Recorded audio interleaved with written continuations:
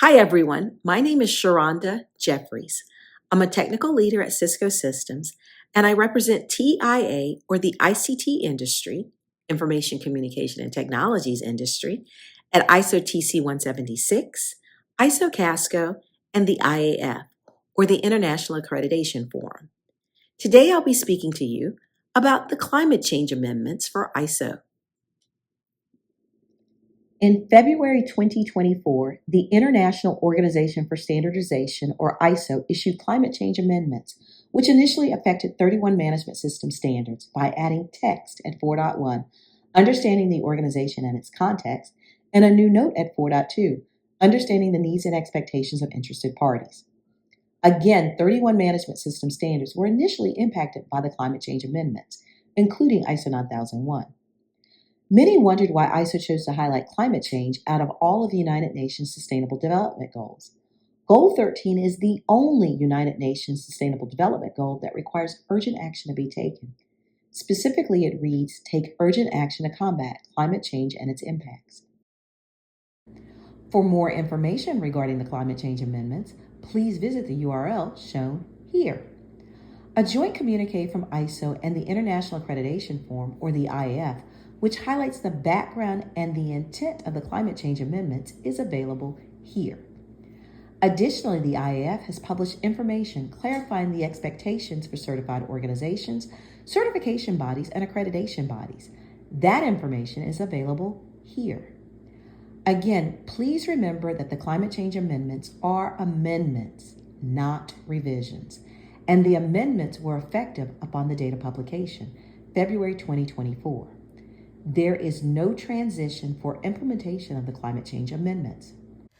The National Certification Body of Jamaica, or the NCBJ, has been accredited by the ANSI National Accreditation Board, or ANAB, to offer certification to the ISO 9001 Quality Management System Standard since 2009. A certification body that has been accredited by an accreditation body, like ANAB, that is a signatory to the IF Multilateral Recognition Arrangement, or the MLA, has proven that it complies with best practice. It is competent to deliver a consistently reliable, impartial, and accurate service, which provides confidence to consumer and industry. ANAB has published a Heads Up number 527, which addresses the addition of climate change to the ISO management system standards. That document can be found here. On March 19, the ISO 9001 Auditing Practices Group, or APG, released a white paper to support and guide second and first-party auditors on the potential effects of auditing the climate change amendments. That white paper is available here. It is important to know that, as stated in the joint ISO and IAF communique and highlighted within the ISO 9001 APG white paper, that the intent of the affected clauses, that's clause 4.1 and 4.2, remains unchanged, as these clauses already include the need for the organization to consider internal and external issues that can impact the effectiveness of the management system.